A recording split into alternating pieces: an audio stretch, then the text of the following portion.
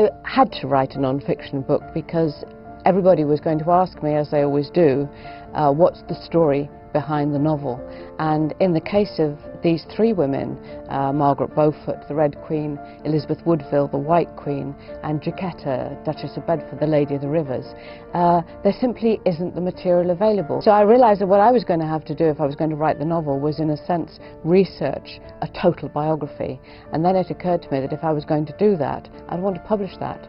So in a sense, what I'm doing in my novels very often is finding obscure women and recovering their story. And now I'm driven to do that in a non-fiction way as well. Margaret Beaufort is one of those very interesting women whose history isn't much recorded. In fact, a lot that we knew about her turns out to be wrong. And what we have is this quite absurdly saintly portrait of her.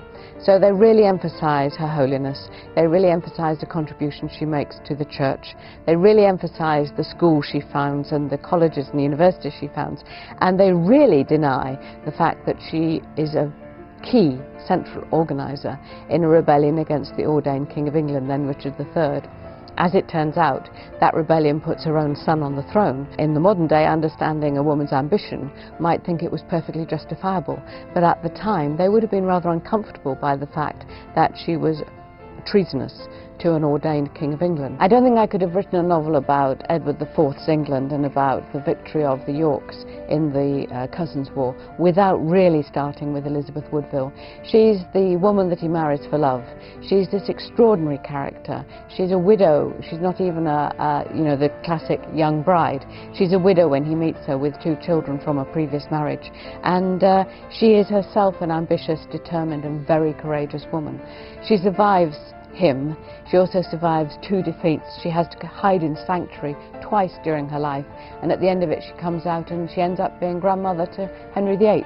So she has a really extraordinary life which has been very much ignored by historians, and so for me as a novelist, as a writer of historical fiction, she's a really wonderful person to write about because she is important, she is significant, and she's very little known. Once I wrote The White Queen and started to discover the character of Elizabeth Woodville's mother, Jacquetta, I knew I'd have to write a novel about her. Why she's been so neglected, I think, is because she isn't a woman who makes any profound change to history. She doesn't run a rebellion, but she is present at some of these key historical events, and she's in on the secrets again and again. So when Henry VI falls asleep and stays asleep for 18 months, and Margaret of Anjou has to run the kingdom without him, Margaret keeps that secret for about 3 months, and Jacquetta would have known that secret. When Margaret conceives a child after 7 years of barren marriage, and I think a lot of people would have been suspicious as to whether that child was legitimately conceived or not by her and the king, Jacquetta would have known the answer to that. And then, of course, when Elizabeth Woodville marries Edward and comes to the throne of England, Jacquetta is then the First Lady of England after the Queen and supports her daughter in good times and bad. When Elizabeth is enjoying the power and the glamour of being the Queen of England, Jacquetta is at her side. But when Edward has to flee in terror of his life and ends up abroad, Elizabeth goes into sanctuary. Her mother goes into sanctuary with her. Jacquetta is there too, and present at the birth of her grandson, who's going to become the missing prince in the Tower.